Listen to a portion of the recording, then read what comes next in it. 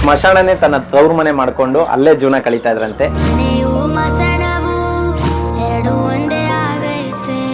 ಬರೋಬ್ಬರಿ 1 ವಾರಗಟ್ಲೆ ಅವರು ಊಟ ಕೊಡ್ತಿದ್ರಂತೆ ಆ ಅಪ್ಪನಿಗೆ. ಪ್ರತಿಯೊಬ್ಬ ಮನುಷ್ಯನು ಸ್ಮಶಾನದಲ್ಲಿ ಮಲಗೋದು ಒಂದಿನ, ಅದು ಒಂದಿನ ಯಾವತ್ತಾದ್ರೂ ಬರ್ಲೇಬೇಕು.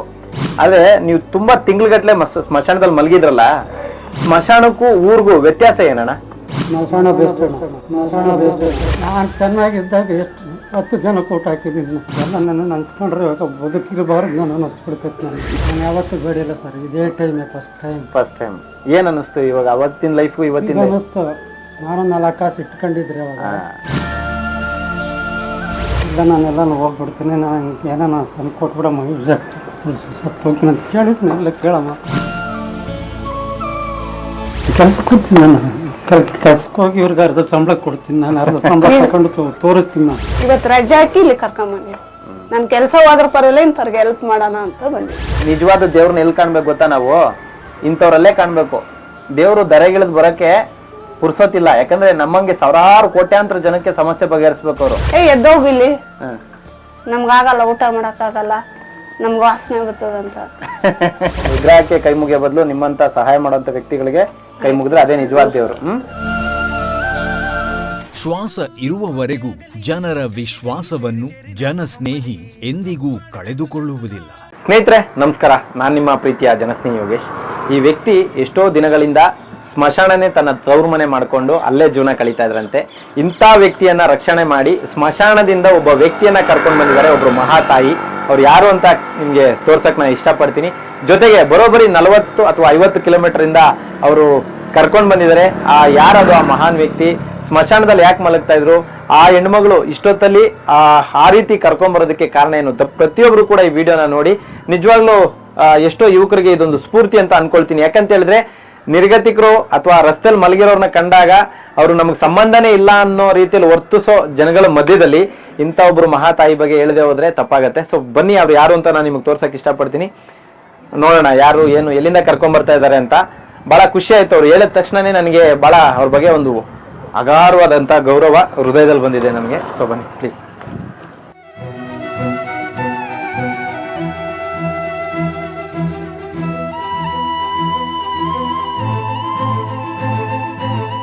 ಏನಾಗಿದೆ ಕಾಲು? ಸಾಕು ಸಾಕು ಸಾಕು. ಕಾಲೆಲ್ಲ ಏನಾಗಿದೆ ಯಜಮಾನ್ರೆ? ಕಾಲ್ ಗಾಯ 1 ತಿಂಗಳಾಯ್ತಾ? ಇಳಿರಿ, ಆಗತ್ತೆ ಇಳಿಯಕ್ಕೆ?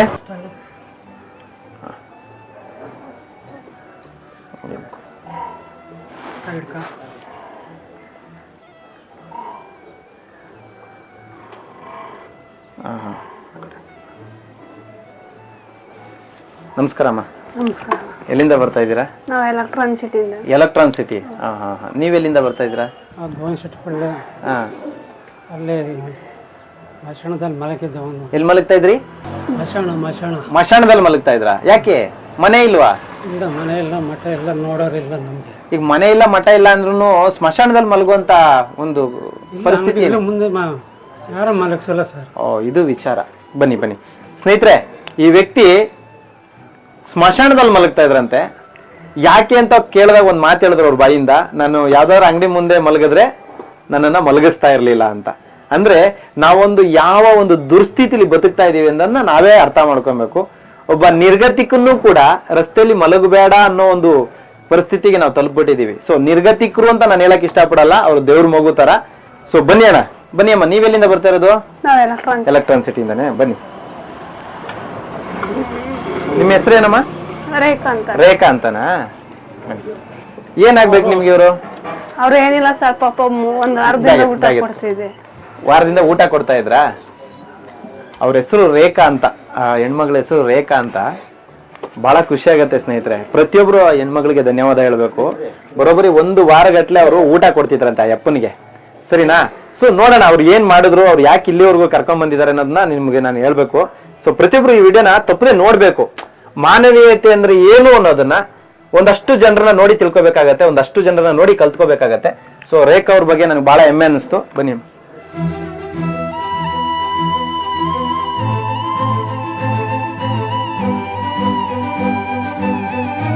ಸ್ಮಶಾನದಲ್ಲಿ ನೋಡ್ತಾ ಇದ್ದೆ ನಾನು ಡೈಲಿ. ಒಂದ್ ದಿವಸ ಕಾಫಿ ತಂದು ಕೊಟ್ಟೆ. ಆಮೇಲೆ ನನಗೂ ಬೇಜಾರಾಯ್ತು. ಆಮೇಲೆ ಕಾಲಲ್ಲಿ ಹುಳ ಬಂದಿದ್ವು, ಹುಳ ಎಲ್ಲ ಆಗ್ಬಿಟ್ಟು ಹುಳ ಆಗಿದ್ವು. ಆಮೇಲೆ ಎಲ್ಲ ಮೆಡಿಸಿನ್ ತಗೊಂಡೋಗಿ ಕೊಟ್ಟೆ, ಅವ್ರು ಕ್ಲೀನ್ ಮಾಡ್ಕೊಂಡ್ರು. ಡೈಲಿ ತಗೊಂಡೋಗಿ ಊಟ ಕೊಡ್ತಿದ್ದೆ. ಎಷ್ಟು ದಿವಸ ನೀವು ಕೊಟ್ರಿ? ನಾನು ಒಂದು 6 ಕೊಟ್ಟಿನಿ. ಯಾಕೆ ಸ್ಮಶಾನದಲ್ಲಿ ಮಲಗ್ತಿದ್ರು ಇವರು? ಅವ್ರನ್ನ ಎಲ್ಲಿ ಮಲಸ್ಕೋಕ್ ಬಿಡ್ತಾ ಇಲ್ವಂತ ಯಾರು ಬಿಡ್ತಾ ಇರ್ಲಿಲ್ಲ? ಜನಗಳು. ಅಲ್ಲೇದ್ದೋಗು ಇಲ್ಲೇದ್ದೋಗು. ಅಂಗಡಿ ಮುಂದೆ ಮಲಗಿದಾಗ ನೀವ್ ಏನಾಗ್ಬೇಕು ಇವ್ರಿಗೆ? ನಾನು ಏನಿಲ್ಲ ಸರ್, ರೋಡಲ್ಲಿ ಹೋಗ್ತಾ ಇದ್ದಾಗ ನೋಡೋದು. ಹೌದಾ? ಸುಮಾರು ಜನಕ್ಕೆ ಹೆಲ್ಪ್ ಮಾಡೀನಿ. ಬೆಂಗಳೂರಿಗೆ ಬಂದು ಒಂದು 20 ವರ್ಷ ಆಯ್ತು. ಇಂಥವ್ರಿಗೂ ಚೆನ್ನಾಗಿದ್ದಿದ್ರೆ ನನ್ ಮನೆಗೆ ಇಟ್ಕೊಂತಿದ್ದೆ. ಅವ್ರ ಪರಿಸ್ಥಿತಿ ಹಂಗಾಗೈತೆ. ನನ್ ಮಗಳು ಇದ್ದಾಳೆ, ನಾನು ಒಬ್ಳು, ನನ್ ಗಂಡನೂ ಹ್ಯಾಂಡಿಕ್ಯಾಪ್ಟು. ಅದಕ್ಕೆ ಏನ್ ಕೆಲಸ ಮಾಡ್ತೀರಾ ನೀವು? ನಾವು PGL ಕೆಲಸ. PGL ಕೆಲಸ ಮಾಡ್ತೀರಾ? ನಿಮ್ ಗಂಡ ಯಜಮಾನ್ರು ಹ್ಯಾಂಡಿಕ್ಯಾಪ್ಟ್ ಅಂದ್ರಲ್ಲ, ಅದ್ರ ಕಷ್ಟ ಸುಖ ನಿಮಗ್ ಗೊತ್ತು, ಅದಕ್ಕೆ ನೀವು ಇವ್ರಿಗೆ ಹೆಲ್ಪ್ ಮಾಡಿದೀರಾ? ಅದ್ ನಿಜ ಸರ್. ಅದು ಯಾಕಂದ್ರೆ ಎಷ್ಟ್ ಕಷ್ಟ ಇರುತ್ತೆ ಜೀವನ ಅನ್ನೋದು ನಿಮ್ಗೆ ಅದು ಅರಿವಾಗಿದೆ. ಹಂಗಾಗಿ ನೀವು ನಾನು 7 ವರ್ಷ ಆಯ್ತು ನಮ್ಮ ಯಜಮಾನಪ್ಪಂಗೆ ಹ್ಯಾಂಡಿಕ್ಯಾಪ್ಟ್ ಆಗಿ. ಅವ್ರೇನು ಕೆಲಸ ಮಾಡಕ್ಕಲ್ಲ, ನಾವೇ ನೋಡ್ತಾ ನೀವೇ ಜೀವನ ನೋಡ್ಕೊಂತ ಇದೀರಾ. ಇವ್ರಿಗೆ ಯಾಕೆ ಹೆಲ್ಪ್ ಮಾಡ್ಬೇಕು ಅನಿಸ್ತಮ್ಮ? ಯಾಕೆಂದ್ರೆ ನಮ್ಮ ಮನೆ ಪರಿಸ್ಥಿತಿ ನಾನು ನೋಡ್ತಾ ಇದೀನಿಲ್ಲ. ಈಗ ನಾನು ಚೆನ್ನಾಗಿದ್ದದಕ್ಕೆ ನನ್ ಗಂಡನ್ಗೆ ನಾನು ನೋಡ್ತಾ ಇದೀನಿ. ಅವ್ರು ಯಾರು ನೋಡೋರಿಲ್ಲ. ನಾವು ಊಟ ತಂದು ಕೊಟ್ಟಾಗ ಅನಾಥಾಶ್ರಮ ಇಲ್ಲಿದ್ದು ಕೇಳ್ರಿ ಅಂತ. ಅಮ್ಮ, ಅನಾಥಾಶ್ರಮ ಎಲ್ಲಾನು ಇದ್ರೆ ನೋಡ್ರಿ, ನಾನೆಲ್ಲ ಹೋಗ್ಬಿಡ್ತೀನಿ. ಎಲ್ಲ ನೋಡೋರಿಲ್ಲ, ಏನಿಲ್ಲ. ಇಷ್ಟು ವರ್ಷ ದುಡ್ದೆ ಯಾರನ್ನು ನೋಡ್ಲಿಲ್ಲ ನಂಗೆಲ್ಲ. ಅಲ್ಲಿ ಅಂಗಡಿ ಮುಂದೆ ಮಲ್ಕೊಂಡಿದ್ರು, ಅವ್ರು ಬೈದ್ ಕಳಿಸ್ತಿದ್ರು ಅಂತ. ಒಂದ್ ದಿವ್ಸ ನಾನು ನೋಡ್ದೆ, ಎಲ್ಲಿ ಇರಾಕನು ನಮಗೂ ಜಾಗ ಇಲ್ಲ ಪಾಪ. ಎಲ್ಲನ್ ಬಿಡಣ ಅಂದ್ರು, ಎಲ್ಲನ್ ಶೆಡ್ಡು ಫಿಡ್ಡು. ಆಮೇಲೆ ನಿನ್ನೆ ಮಳೆ ಬರ್ತಿತ್ತು. ಹೆಂಡತಿ ಮಕ್ಳು ಯಾರು ಇಲ್ವಾ? ಇದ್ರು, ಎಲ್ಲ 30 ವರ್ಷ ಆಯ್ತಣ್ಣ ಅವರೆಲ್ಲ ಹೋಗಿ. ಎಲ್ಲೋದ್ರು? ಎಲ್ಲೋದ್ರು ನಂಗೆ ಅಡ್ರೆಸ್ ಇಲ್ಲ. ಎಷ್ಟ್ ಜನ ಮಕ್ಳು ನಿಮ್ಗೆ? ಒಂದು ಗಂಡು ಮಗ, ಒಂದು ಹೆಣ್ಣು ಮಗ. ಎಲ್ಲಿದ್ದಾರೆ ಅಂತ ಗೊತ್ತಿಲ್ವಾ? ಅಣ್ಣ ತಮ್ಮ ಯಾವನು ಇಲ್ಲ ಸರ್. ಏನ್ ಕೆಲಸ ಮಾಡ್ತಿದ್ರಿ ನೀವು? ಸೆಕ್ಯೂರಿಟಿ ಕೆಲಸ. ಸೆಕ್ಯೂರಿಟಿ ಕೆಲಸ. ಈ ತರ ಯಾವಾಗಿಂದ ಆಯ್ತು? ಇದು ಆಗ ಒಂದು 15 ದಿನ, ಒಂದು 20 ದಿನ ಆಯ್ತು. ನಾನು ಹಂಗೆ ನೋಡ್ಕೊಳಕ್ ಆಗಿಲ್ಲ. ಎಲ್ಲ ಹುಳ ಬಿದ್ದ್ಬಿಟ್ಟಿದೆ. ಹುಳ ಬಿದ್ದುಬಿಟ್ಟಿದೆ. ಕ್ಲೀನ್ ಮಾಡೋದು ಇವ್ರೆ ಎಲ್ಲ ಮೆಡಿಸಿನ್ ಎಲ್ಲ ತಂದು ಕೊಟ್ರು. ಎಲ್ಲ ನೋಡಿದ್ರು. ಅಲ್ಲಿ ಮಸಾಡಿಗೆ ಬಂದಾಗ ಯಾರು ಬಂದಾಗ ಹಣ್ಣು ಪಣ್ಣೆಲ್ಲ ಕೂಡೋರು. ಅದೇ ತಿಂದು ಜೀವನ ಮಾಡ್ತಾ ಇದ್ದೆ. ಚಳಿ ಮಳೆ ನೋಡಿ ಬೆಳೆಸಿ. ಮಾತೆಲ್ಲ ಯಜಮಾನ್ರೆ, ನೀವು ಹುಟ್ಟಿಸಿದಂತ ಮಕ್ಕಳು ಒಳ್ಳೆಯವರ ಕೆಟ್ಟವರ ನನಗೆ ಗೊತ್ತಿಲ್ಲ, ನಿಮ್ಮನ್ನ ಬಿಟ್ಟು ಹೋದ್ರು ಆಯ್ತಾ. ಈ ಹೆಣ್ಮಗಳು ಯಾರಂತಾನೆ ನಿಮಗೆ ಗೊತ್ತಿಲ್ಲ. ಆ ಹೆಣ್ಮಗಳು ನಿಮಗೆ ಬಂದು ಕೈ ಹಿಡಿದ್ರು. ನಿಜವಾದ ದೇವ್ರನ್ನ ಎಲ್ಲಿ ಕಾಣ್ಬೇಕು ಗೊತ್ತಾ? ನಾವು ಇಂಥವ್ರಲ್ಲೇ ಕಾಣ್ಬೇಕು. ದೇವ್ರು ದರೆಗಿಳಿದ್ ಬರಕ್ಕೆ ಪುರ್ಸೋತಿಲ್ಲ. ಯಾಕಂದ್ರೆ ನಮ್ಮಂಗೆ ಸಾವಿರಾರು ಕೋಟ್ಯಾಂತರ ಜನಕ್ಕೆ ಸಮಸ್ಯೆ ಬಗೆಹರಿಸ್ಬೇಕು ಅವರು. ಹಂಗಾಗಿ ದೇವ್ರು ಈ ರೀತಿ ಬಂದು ನಮಗ್ ಸಹಾಯ ಮಾಡ್ತಾರೆ. ಏನ್ ಹೇಳ್ತೀರಿ? ಹೇಳ್ದೆ. 2 ದಿನ ರೋಡ್ ಪೊಲೀಸ್ ಸ್ಟೇಷನ್ಗೆ ಹೋಗಿ ಬಂದ್ರು ಪಾಪ. 2 ದಿನ ಪೊಲೀಸ್ ಸ್ಟೇಷನ್ಗೆ ಹೋಗಿ ಬಂದ್ರ? ನಿಮ್ಮ ನಂಬರ್ ಎಲ್ಲ ಕಾಂಟ್ಯಾಕ್ಟ್ ಮಾಡ್ಕೊಂಡ್ರು. ಇಲ್ಲ ನಾನೆಲ್ಲ ಹೋಗ್ಬಿಡ್ತೀನಿ, ನಾನು ಏನೋ ತಂದು ಕೊಟ್ಬಿಡಮ್ಮ, ಸತ್ತು ಹೋಗ್ತೀನಿ ಅಂತ ಕೇಳಿದ್ನಿ. ಇಲ್ಲ ಕೇಳಮ್ಮ. ನೋಡಿ, ಅವ್ರ ಹತ್ರನೇ ವಿಷ ಕೇಳಿದ್ರಂತೆ ಪಾಪ. ಅವ್ರು ನಿಮ್ಗೆ ವಿಷ ತಂದು ಕೊಟ್ಬಿಟ್ಟು ಅವ್ರೆಲ್ಗೆ ಹೋಗ್ಬೇಕು ಆಮೇಲೆ? 1 ಟೈಮ್ ಊಟ ಇದ್ರೆ 2 ಟೈಮ್ ಊಟ ಇದ್ದಾವೆ. ಅಲ್ಲಿ ಬೇಕು ಹೋದ್ರೆ ಗ್ಯಾರಂಟಿ ಕುಡಿತಿದ್ರೆ ಅಣ್ಣ ಟೀ ಕೊಡಿಸೋಣ. ಯಾರು ಕುಡಿತಾ ಇದ್ರೆ ಟೀ ಕೊಡಿಸಿ ಅಂತ ಕೇಳ್ತಾ ಇದ್ರಾ? ಒಬ್ಬೊಬ್ರು ಕಾಸಿಲ್ಲ, ನಾವು ದುಡ್ಡಿಲ್ಲ ಅನ್ನೋರು. ಏನ್ ಹೇಳ್ತೀರಮ್ಮ ಇವ್ ಪರಿಸ್ಥಿತಿ ಬಗ್ಗೆ? ಏನ್ ಹೇಳಕತ್ತ ಸರ್, ನಮ್ ತರ ಮನುಷ್ಯನಲ್ವಾ, ನಾಳೆ ದಿನ ನಾವ್ ಹಿಂಗ ಆಗ್ತೀವಿ ಅಂತ ಯಾರಿಗೆ ಗೊತ್ತಿರ್ತದ. ನನ್ ಕೈಲಾದಷ್ಟು ನಾನು ಮಾಡಿದ್ದೀನಿ.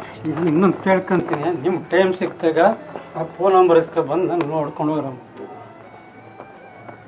4 ಜನ ಕೇಳಿ ಇಂಥದ್ದು ಆಶ್ರಮ ಇದೆ ಮಾಡ್ತಾರೆ ಅಂತ ಹೇಳಿ. ನನ್ನ ಕಾಲೇ ಆಸೆ ಅವ್ರಿಗೂ ನಾನು ಚೆನ್ನಾಗಿ ಕಾಲು ವರ್ಷ ಆದ್ಮೇಲೆ ಹೋಗ್ಬಿಡ್ತೀಯಾ? ಕೆಲ್ಸಕ್ಕೆ ಹೋಗ್ತೀನಿ ನಾನು. ಕೆಲ್ಸಕ್ಕೆ ಹೋಗಿ ಇವ್ರಿಗೆ ಅರ್ಧ ಸಂಬಳ ಕೊಡ್ತೀನಿ, ನಾನು ಅರ್ಧ ಸಂಬಳ ತಗೊಂಡು ತೋರಿಸ್ತೀನಿ. ನಾನು ನಿಜವಾಗ್ಲೂ ಕೊಡ್ತೀಯಾ ನೀನು? ಕೆಲಸ ಮಾಡ್ತೀಯಾ? ನಿನ್ ಕೈಲಿ ಆಗ್ತದ? ಕಂಡೀಷನ್ ಮಾಡ್ತೀನಿ. ಇನ್ನ ಹೋಗ್ತೈತೆ. ನಾನು ಒಂದು ಅನುಭವ ಕೇಳ್ಬೇಕು ನಿಮ್ಮ ಹತ್ರ. ನನ್ಗೆ ಸ್ಮಶಾನದಲ್ಲಿ ಮಲಗಿರೋ ಅಭ್ಯಾಸ ಇಲ್ಲ, ನಾನು ಯಾವತ್ತೂ ಮಲಗಿಲ್ಲ.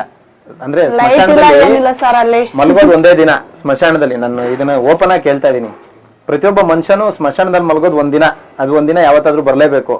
ಆದ್ರೆ ನೀವು ತುಂಬಾ ತಿಂಗ್ಳುಗಟ್ಲೆ ಸ್ಮಶಾನದಲ್ಲಿ ಮಲಗಿದ್ರಲ್ಲ, ಸ್ಮಶಾನಕ್ಕೂ ಊರ್ಗೂ ವ್ಯತ್ಯಾಸ ಏನಣ್ಣ? ಸ್ಮಶಾನ ಬೆಸ್ಟ್ ಅಣ್ಣ. ಯಾಕೆ ಸ್ಮಶಾನ ಬೆಸ್ಟ್? ಯಾರು ತೊಂದರೆ ಇರಲ್ಲ, ಯಾರು ಕೇಳೋರು ಇರಲ್ಲ. ಹಾ ಇವನು ಅಂತವನು ಇವನು ಇಂಥವನು, ಅವನು ಹಂಗೆ ಹಿಂಗೆ, ಕಾಲು ಹಂಗೈತೆ ಹಿಂಗೈತೆ, ಕೆಲ್ಸಕ್ಕೆ ಹೋಗಲ್ಲ, ಅದಕ್ಕೆ ಹೋಗಲ್ಲ, ಇದಕ್ಕೆ ಹೋಗಲ್ಲ, ಹಂಗೆ ಹಿಂಗೆ ಅನ್ನೋದು. ನೋಡಿ, ಈ ಮಾತಲ್ಲಿ ಕೋಟಿ ಅರ್ಥ ಇದೆ. ನಾನು ಯಾಕೆ ಈ ಪ್ರಶ್ನೆನ ಕೇಳ್ದೆ ಅಂದ್ರೆ, ನಾವೆಲ್ಲರೂ ಸ್ಮಶಾನದಲ್ಲಿ ಮಲಗೋದು ಒಂದಿನ 100% ಬಂದೇ ಬರುತ್ತೆ. ಆದ್ರೆ ನಾವ್ ಯಾರು ಮುಂಚಿತವಾಗಿ ಹೋಗಿ ಸ್ಮಶಾನದಲ್ಲಿ ಮಲಗಲ್ಲ. ಆದ್ರೆ ಈ ವ್ಯಕ್ತಿ ಸ್ಮಶಾನದಲ್ಲಿ ಮಲಗಿರೋದ್ರಿಂದ ಅದ್ರೊಂದು ಅನುಭವ ಹೇಗಿರುತ್ತೆ ಅಂತ ನಾನು ಅವ್ರ ಹತ್ರ ಕೇಳಿದಕ್ಕೆ, ಅಲ್ಲಿರೋಷ್ಟು ನೆಮ್ಮದಿ ಬೇರೆ ಎಲ್ಲೂ ಇಲ್ಲ. ಯಾರು ನಮ್ಮನ್ನ ಚೀ ಅನ್ನಲ್ಲ, ನಮ್ಮನ್ನ ಹೋಗಿ ಅಂತ ಉಗಿಯಲ್ಲ, ಒದಿಯಲ್ಲ, ಬೈಯಲ್ಲ, ನಮ್ಮನ್ನ ಕೀಳಾಗಿ ಕಾಣೋರು ಯಾರೂ ಇಲ್ಲ ಅಂತ ಅವ್ರು ಹೇಳ್ತಿದ್ದಾರೆ. ಅಂದ್ರೆ ನಾವು ಅರ್ಥ ಮಾಡ್ಕೊಳ್ಳಿ, ನಿಜವಾಗ್ಲೂ ಎಂತ ಒಂದು ದುರ್ಸ್ಥಿತಿಲಿ ನಾವು ಬದುಕ್ತಾ ಇದೀವಿ ಸ್ನೇಹಿತರೆ. ಅವ್ರು ಎಷ್ಟು ಕಮ್ಮಿ ಎಷ್ಟೋ ತಿಂಗಳಗಟ್ಲೆ ಅವರು ಸ್ಮಶಾನದಲ್ಲಿ ಮಲಗಿರುವಂತ ವಿಡಿಯೋಗಳನ್ನು ಕೂಡ ನಾನು ಅಪ್ಲೋಡ್ ಮಾಡ್ತೀನಿ, ಫೋಟೋಗಳನ್ನ ಅಪ್ಲೋಡ್ ಮಾಡ್ತೀನಿ. ಯಾಕೆ ನಮ್ಮ ಸಮಾಜದಲ್ಲಿ ಒಬ್ಬ ವ್ಯಕ್ತಿ ರಸ್ತೆಯಲ್ಲಿ ಸಾಯೋ ಸ್ಥಿತಿಲಿ ಇದೀನಿ ಅಂತ ಅಂದಾಗ್ಲೂ ಕೂಡ ಅವನನ್ನ ನೋಡಿ ನಗಾಡುವಂತ ಒಂದು ಸಮಾಜದಲ್ಲಿ ನಾವು ಬದುಕ್ತಾ ಇದೀವೋ ನನಗಂತೂ ಅರ್ಥ ಆಗ್ತಾ ಇಲ್ಲ. ಆ ವ್ಯಕ್ತಿ ಎಷ್ಟು ದಿನ ಇರ್ತಾರೋ ನನಗಂತೂ ಗೊತ್ತಿಲ್ಲ. ಅದು 1 ದಿನ ಇರ್ಬೋದು, 1 ತಿಂಗಳು ಇರ್ಬೋದು, 1 ವರ್ಷ ಇರ್ಬೋದು, 6 ತಿಂಗಳು ಇರ್ಬೋದು, ಗೊತ್ತಿಲ್ಲ. ಬಟ್ ಆದ್ರೆ ನಾವೆಲ್ಲ ಮನುಷ್ಯರಾಗಿರೋದ್ರಿಂದ ಕನಿಷ್ಠ ಪಕ್ಷ ಕೊನೆಗಾಲದಲ್ಲಿ ನಮ್ಮ ಕೈಲಾಗಿದ್ದನ್ನ ನಾವು ಮಾಡ್ಬೇಕಾಗತ್ತೆ. ನಾನು ನಿಜವಾಗ್ಲೂ ಅವ್ರ ಬಗ್ಗೆ ಬಹಳ ಹೆಮ್ಮೆ ಅನ್ಸುತ್ತೆ. ಅವ್ರೇನು ಕೋಟಿಗಿರೋರಲ್ಲ ಅಥವಾ ಏನೋ ಐಫೈ ಜೀವನ ನೋಡಿದವರಲ್ಲ, ಒಂದೊಂದು ತುತ್ಕೊಂಡು ತುಂಬಾ ಕಷ್ಟಪಡೋಂತ ಅಂತವ್ರು ಅಂತ ಅವ್ರ ಮುಖ ನೋಡಿದ್ರೆ ಅನ್ಸ್ಬಿಡುತ್ತೆ. ಅವ್ರ ಮುಖ ನೋಡಿದ್ರೆ ನಾನು ಹೇಳ್ಬೋದು ಅವ್ರು ಎಷ್ಟು ಕಷ್ಟದಲ್ಲಿದ್ದಾರೆ ಅಂತ. 2 ದಿನ ಪೊಲೀಸ್ ಸ್ಟೇಷನ್ಗೆ ಕರ್ಕೊಂಡು ಹೋಗಿದ್ದಾರೆ, ಲೆಟ್ರ್ ಮಾಡ್ಕೊಟ್ಟಿಲ್ಲ. ಈಗಲೂ ನೀವು ನಂಬಲ್ಲ, ಅವ್ರು ಮುಂಚೆ ಕರ್ಕೊಂಬಂದ್ರು. ನಾನು ಒಂದೇ ಮಾತು ಹೇಳ್ದೆ, ನೋಡಮ್ಮ ನೀವು ಕರ್ಕೊಂಬಂದಿದ್ರ ನಿಮ್ಗೆ ನಾನು ಬಹಳ ಗೌರವ ಕೊಡ್ತೀನಿ, ಆದ್ರೆ ಪೊಲೀಸ್ ಸ್ಟೇಷನ್ ಲೆಟರ್ ಇಲ್ಲ ಅಂದ್ರೆ ನಾನು ಸೇರಿಸ್ಕೊಳ್ಳಲ್ಲ ಅಂತ. ಕರೆಕ್ಟ್ ಅಮ್ಮ? ನೀವು ಮತ್ತೆ ಹೋಗಿ ಪೊಲೀಸ್ ಸ್ಟೇಷನ್ ಲೆಟರ್ ಮಾಡಿಸ್ಕೊಂಡು ಅವ್ರು ಬಂದಿದ್ದಾರೆ. ಸ್ನೇಹಿತರೆ, ದಯವಿಟ್ಟು ನಿಜವಾಗ್ಲೂ ಹೇಳ್ತೀನಲ್ಲ, ನೀವೇನಾದ್ರೂ ಧನ್ಯವಾದ ಹೇಳ್ಬೇಕಂದ್ರೆ ಆ ಹೆಣ್ಮಗಳಿಗೆ ಹೇಳ್ರಿ. ಧನ್ಯವಾದ ಹೇಳೋದ್ರ ಜೊತೆಗೆ ಅವ್ರಿಗೆ ಆಶೀರ್ವಾದ ಮಾಡ್ರಿ. ಇನ್ನೊಂದಷ್ಟು ಜನಕ್ಕೆ ಈ ತರ ಸಹಾಯ ಮಾಡೋದಕ್ಕೆ ಶಕ್ತಿ ಕೊಡ್ಲಿ ಭಗವಂತ. ಅವ್ರ ಕುಟುಂಬನ 100 ವರ್ಷ ಚೆನ್ನಾಗಿಟ್ಟಿರ್ಲಿ, ಅವ್ರಿಗೆ ಯಾವುದೇ ರೀತಿ ಕಷ್ಟಗಳು ಬರದೇ ಇರ್ಲಿ ಅಂತ ನಾನು ಭಗವಂತನ ಹತ್ರ ಬೇಡ್ಕೊಳ್ತೀನಿ. ಯಾಕಂದ್ರೆ ಅಂತ ಒಂದು ಪುಣ್ಯದ ಕೆಲಸವನ್ನ ಅವ್ರು ಮಾಡಿದ್ದಾರೆ. ಯಾಕಂದ್ರೆ ಇವತ್ತಿನ ಕಾಲದಲ್ಲಿ ಅವರು ಒಂದು ಟೀ ಕೇಳಕ್ ಹೋದ್ರೆ, ಒಂದು ಬನ್ನು ಕೇಳಕ್ ಹೋದ್ರೆ, ಅಥವಾ ಒಂದೊಂದು ಊಟ ಕೇಳಕ್ ಹೋದಾಗ ಅವ್ರನ್ನ ಎಷ್ಟೋ ಜನ ಬೈದಿರ್ಬೋದು. ಅದ್ರ ಅನುಭವ ಇದೆಯಾ ಅಣ್ಣ ನಿಮ್ಗೆ? ಇದೆ. ಏನ್ ಅನ್ಸುತ್ತ ಅವಾಗ? ನಾನು ಚೆನ್ನಾಗಿದ್ದಾಗ ಎಷ್ಟು 10 ಜನಕ್ಕೆ ಊಟ ಹಾಕಿದ್ದೀನಿ. 10 ಜನಕ್ಕೂ ಕರೆದು ಊಟ ಕೊಡ್ಸಿದ್ದೀನಿ. ಗಾರಲ್ಲಿ ಯಾರನ್ನ ಕೂತಿರ್ಲಿ, ಹೋಟ್ಲಿಂದ ತಂದು ಪಟ್ಟಣಕ್ಕೆ ತಂದು ಕೊಡಿದ್ದೀನಿ. ಅದೆಲ್ಲ ನನ್ನ ಅನ್ಸ್ಕೊಂಡ್ರೆ ಇವಾಗ ಬದುಕಿರಬಾರ್ದು ನಾನು ಅನಿಸ್ಬಿಡ್ತೈತೆ ನನಗೆ. ಯಾಕೆ ಈ ತರ ಪರಿಸ್ಥಿತಿ ಬಂತು ಅಣ್ಣ ನಿಮ್ಗೆ? ಬಂತು ನನಗೆ. ನಾನು ಸೆಕ್ಯೂರಿಟಿ ಕೆಲಸ ಮಾಡ್ಬೇಕಾದ್ರೆ ಗಾಯ ಆಗೋಯ್ತು. ಕೆಲಸ ಮಾಡೋಕ್ಕಾಗಿಲ್ಲ. ಪಿ ಜಿಯಲ್ಲಿದ್ದೆ ನಾನು. ಯಾರು ಇರಲಿಲ್ಲ, ಪಿ ಜಿಯಲ್ಲಿದ್ದೆ. ಪಿ ಜಿಯಿಂದನೂ ಆಚೆ ಆದ್ರೂ ಇಲ್ಲೂ ಪಿ ಜಿಯಲ್ಲಿ ಬಟ್ಟೆ ಅಲ್ಲೇ 3 ತಿಂಗಳಿಂದ ಬಟ್ಟೆ ಅಲ್ಲೇ ಇದ್ದಾವೆ. ಕೇಳಿ ಸರ್, ಇದು ಡ್ರೆಸ್ಸಿಂಗ್ ಮಾಡ್ಬೇಕಾದ್ರೆ ಇವ್ರಿಗೆ ಫುಲ್ಲು ಇದಾಗಿ ಇಲ್ಲಿ ಇಂಥ ಬೆಳ್ಳು ತೆಗ್ದಿದ್ದಾರೆ. ನಾನು ಅಂದ್ರೆ ನನ್ಗೆ ಎದುರುಗಡೆ ನೋಡಕ್ ಆಗ್ಲಿಲ್ಲ. ಮಗ್ಳಾಗ ನಿಂತು ನೋಡಿದ್ರೆ ಅವ್ರ ಡ್ರೆಸ್ಸಿಂಗ್ ಅಂದ್ರೆ ಹೂಳೆಲ್ಲ ಬಂದಿದ್ವಲ್ಲ ಸರ್, ನನಗೆ ಆಗ್ಲಿಲ್ಲ. ಅದು ಇಲ್ಲಿ ಕಟ್ ಮಾಡಿದಾರ ಅವ್ರಿಗೆ. ಶುಗರ್ ಇದೆ ಅನ್ ಗೊತ್ತಿಲ್ಲ ಸರ್. ಶುಗರು 190 ಇದೆ ಸರ್. ಆಯ್ತು ಅಣ್ಣ, ಚೆಕ್ ಮಾಡೋಣ. ಏನು ವರಿ ಮಾಡಬೇಡಿ. ಆದಷ್ಟು ನಮ್ಮ ಕೈಲಾಗಿದ್ದು ನಾವು ಸಹಾಯ ಮಾಡ್ತೀವಿ. ಸೊ ಇಲ್ಲಿರೋ ಅಷ್ಟು ಜನ ಊಟ ತಿಂಡಿಗೆ ಏನು ಕೊರತೆ ಇರಲ್ಲ. ಅವ್ರು ಕರ್ಕೊಂಡ್ ಬಂದಿದ್ದಾರೆ. ನಿಮ್ಗೆ ಧನ್ಯವಾದಮ್ಮ, ದೇವ್ರು ಒಳ್ಳೇದ್ ಮಾಡ್ಲಿ. ನಮ್ಮ ಆಶ್ರಮದ ಬಗ್ಗೆ ಏನ್ ಹೇಳ್ತೀರಿ?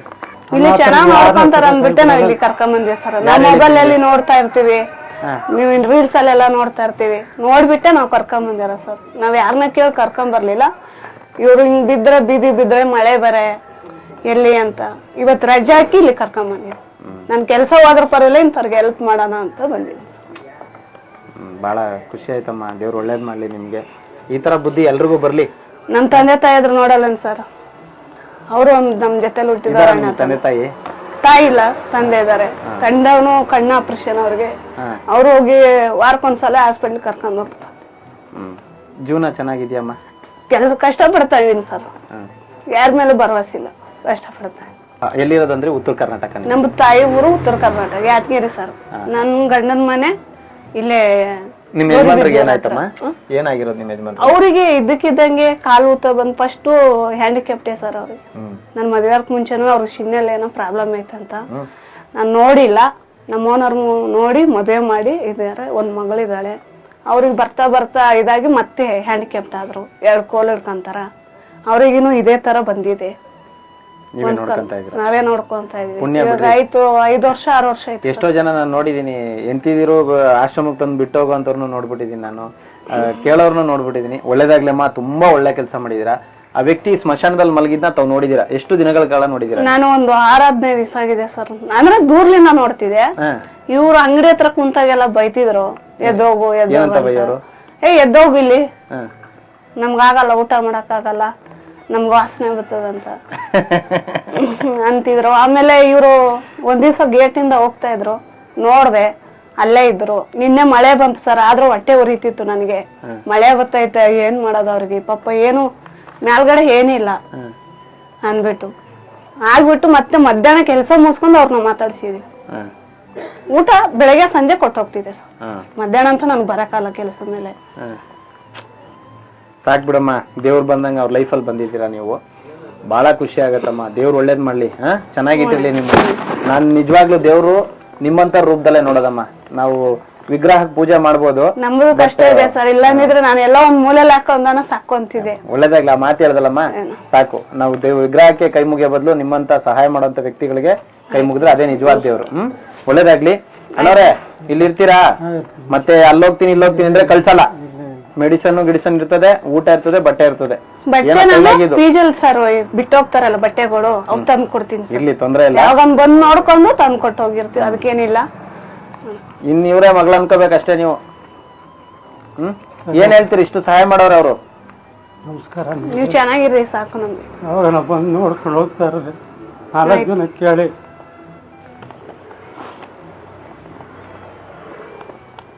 ನಿಮ್ಮ ಆರೋಗ್ಯ ನೋಡ್ಕೊರಿ ಆಯ್ತು. ಯಾರ ಬಗ್ಗೆ ಚಿಂತೆ ಮಾಡಬೇಡಿ. ನೀವು ಚೆನ್ನಾಗಿದ್ರೆ ಇನ್ನೊಬ್ರ ಬಗ್ಗೆ ಚಿಂತೆ ಮಾಡಿ. ಫಸ್ಟ್ ನೀವು ಆರೋಗ್ಯ. ಸ್ನೇಹಿತರೆ, ನೋಡಿದ್ರಲ್ಲ, ಅವರು ಕೊನೆಯದಾಗಿ ಸ್ಮಶಾನದಲ್ಲಿ ಮಲಗ್ತಾ ಇದ್ದಂತ ವ್ಯಕ್ತಿಯನ್ನ ಇವತ್ತು ಒಂದು ಅದ್ಭುತವಾದಂತ ಸ್ವರ್ಗಕ್ಕೆ ಕರ್ಕೊಂಡ್ ಬಂದಿದ್ದಾರೆ ಅಂತ ನಾನು ಭಾವಿಸ್ತೀನಿ. ಸೊ ಬಹಳ ಖುಷಿ ಆಗುತ್ತೆ ಅವ್ರ ಬಗ್ಗೆ ನಾನು ಹೇಳೋದಕ್ಕೆ. ಬಹಳ ಹೆಮ್ಮೆ ಅನಿಸ್ತು ನನಗೆ. ಈ ತರ ಸೇವೆನ ಎಲ್ಲರೂ ಮಾಡಿ. ಆಮೇಲೆ ಅಣ್ಣವ್ರು ಒಂದೇ ಒಂದು ಮಾತು ಕೇಳಿದೆ ನಾನು, ಅದಕ್ಕೆ ಹಂಗೆ ಕಟ್ಟಾಯ್ತು.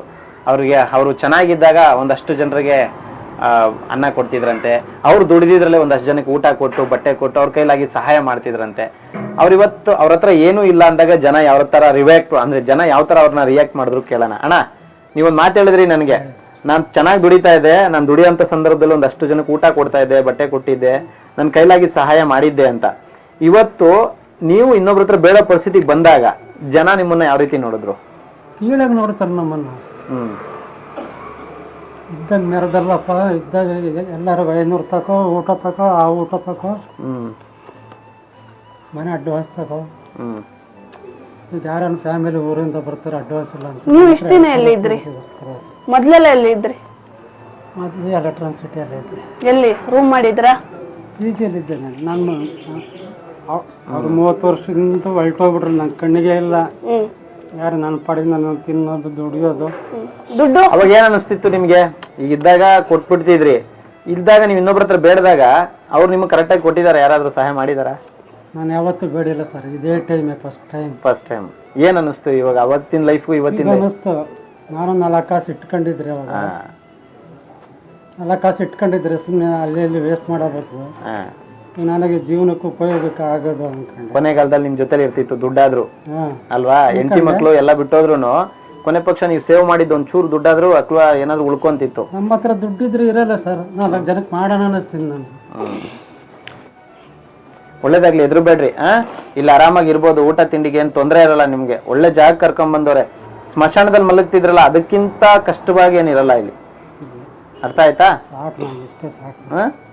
ನನ್ ನಿಜವಾಗ್ಲೂ ಆ ಸ್ಮಶಾನದಲ್ಲಿ ಮಲಗೋದು ಅದು ಹೇಗಿರುತ್ತೋ ಅದ್ರ ಅನುಭವ ಊಟನೇ ಮಾಡ್ತಿರ್ಲಿಲ್ಲ ಸರ್. ಒಂದೇ ಸಲ ಊಟ 2 ಸಲ ಕೊಟ್ಟಿದೆ, ಊಟನೇ ಮಾಡ್ತಿರ್ಲಿಲ್ಲ. ಅದೇನೋ ಗೊತ್ತಿಲ್ಲ. ಮತ್ತೆ ಬತ್ತ ಅವ್ರಿಗೆ ಹೊಟ್ಟೆ ಹಸು ತಡ್ರಾರ್ದಾನೆ ಊಟ ಕೊಡ್ರಮ್ಮ ಅಂತಿದ. ಸ್ನೇಹಿತರೆ, ನೋಡಿದ್ರಲ್ಲ, ಸ್ಮಶಾನದಲ್ಲಿ ಮಲಗಿ ತನ್ನ ಜೀವನವನ್ನ ಯಾವ ರೀತಿ ಕಳೆದಿರ್ಬೋದು, ಯಾವ ರೀತಿ ನರಕ ಯಾತನೆ ನೋಡಿರ್ಬೋದು, ಯಾವ ರೀತಿ ಕಷ್ಟಗಳನ್ನ ಅನುಭವಿಸಿರ್ಬೋದು ಈ ಮಳೆಯಲ್ಲಿ. ಇವಾಗಿರುವಂತ ಸಿಚುವೇಶನ್ಗೆ, ಗಾಳಿಗೆ, ಚಳಿಗೆ, ಮಳೆಗೆ ಯಾವ ರೀತಿ ಆ ವ್ಯಕ್ತಿ ಕಷ್ಟಪಟ್ಟಿರ್ಬೋದು ಅಂತ ನೀವು ಊಹೆ ಮಾಡ್ಕೊಳ್ಳಿ. ನೀವೇನಲ್ಲಿ ಹೋಗಿ ಎಕ್ಸ್ಪೆರಿಮೆಂಟ್ ಮಾಡೋದು ಬೇಡ, ಅಥವಾ ನೀವು ಮತ್ತೆ ಅದನ್ನ ಪ್ರಯೋಗ ಮಾಡೋದೇನು ಬೇಕಾಗಿಲ್ಲ. ನೀವು ಜಸ್ಟ್ ಊಹೆ ಮಾಡ್ಕೊಳ್ಳಿ ಸಾಕು, ಅವ್ರು ಎಷ್ಟು ಕಷ್ಟಪಟ್ಟಿರ್ತಾರೆ ಅಂತ ಒಬ್ಬ ವ್ಯಕ್ತಿನ ಕರ್ಕೊಂಡು ಬಂದಿರೋದು ಬಹಳ ಖುಷಿ ಆಯ್ತು ನನಗೆ. ಮೊದಲನೇದಾಗಿ ನಾನು ಅವ್ರಿಗೆ ಧನ್ಯವಾದ ತಿಳಿಸ್ತೀನಿ. ಜೊತೆಗೆ ಪ್ರತಿಯೊಬ್ರು ಕೂಡ ಈ ವಿಡಿಯೋನ ತಪ್ಪದೇ ಶೇರ್ ಮಾಡಿ. ಅವ್ರು ಒಂದೇ ಒಂದು ಮಾತು ಹೇಳಿದ್ರು, ಅದ್ರಲ್ಲಿ 1000 ಅರ್ಥ ಇದೆ. ದಯವಿಟ್ಟು ಅರ್ಥ ಮಾಡ್ಕೊಳ್ಳಿ. ಪ್ರತಿಯೊಬ್ರು ಈ ವಿಡಿಯೋನ ಶೇರ್ ಮಾಡಿ. ಹಾಗೆ ಇವ್ರ ಕಡೆಯವ್ರು ಯಾರಾದ್ರೂ ವಾರಸ್ದಾರ್ ಇದ್ರೆ ದಯವಿಟ್ಟು ಬಂದು ಕರ್ಕೊಂಡು ಹೋಗ್ಬೋದು. ಮಕ್ಕಳು ಏನಾದ್ರು ಇದ್ದು ಹೆಂಡತಿ ಏನಾದ್ರು ಈ ವಿಡಿಯೋ ನೋಡಿದ್ರೆ, ಸೊ ಹೆಂಡತಿ ಆಗಿರ್ಬೋದು ಮಕ್ಕಳಾಗಿರ್ಬೋದು, ಈ ವಿಡಿಯೋನ ನೋಡಿದ್ರೆ ದಯವಿಟ್ಟು ನಮ್ಮ ಜನಸ್ನೇಹಿ ನಿರಾಶ್ರಿತರ ಆಶ್ರಮಕ್ಕೆ ಕಾಂಟ್ಯಾಕ್ಟ್ ಮಾಡಿ. ದಯವಿಟ್ಟು ಬಂದು ಕರ್ಕೊಂಡೋಗಿ. ಅವರು ತುಂಬಾ ಕ್ರಿಟಿಕಲ್ ಪರಿಸ್ಥಿತಿಲಿ ಇದ್ದಾರೆ, ತುಂಬಾ ಅನಾರೋಗ್ಯದಿಂದ ಬಳಲ್ತಾ ಇದ್ದಾರೆ. ಯಾವ ಕ್ಷಣ ಏನ್ ಬೇಕಾದ್ರೂ ಆಗ್ಬೋದು ಅಲ್ವೇನಮ್ಮ? ಯಾವ ಕ್ಷಣ ಏನ್ ಬೇಕಾದ್ರೂ ಆಗ್ಬೋದು. ಹಂಗಾಗಿ ನಾನು ಈ ಒಂದು ವಿಡಿಯೋನ ಮಾಡ್ತಾ ಇದ್ದೀನಿ. ದಯವಿಟ್ಟು ಪ್ರತಿಯೊಬ್ರು ಈ ವಿಡಿಯೋ ಶೇರ್ ಮಾಡಿ. ಎಲ್ರಿಗೂ ಒಳ್ಳೇದಾಗ್ಲಿ. ಜೈ ಹಿಂದ್, ಜೈ ಕಂಟಕ ಮಾತೆ. ಶನೇಶ್ವರ ಒಳ್ಳೇದ್ ಮಾಡ್ಲಿ. ನಮಸ್ಕಾರ.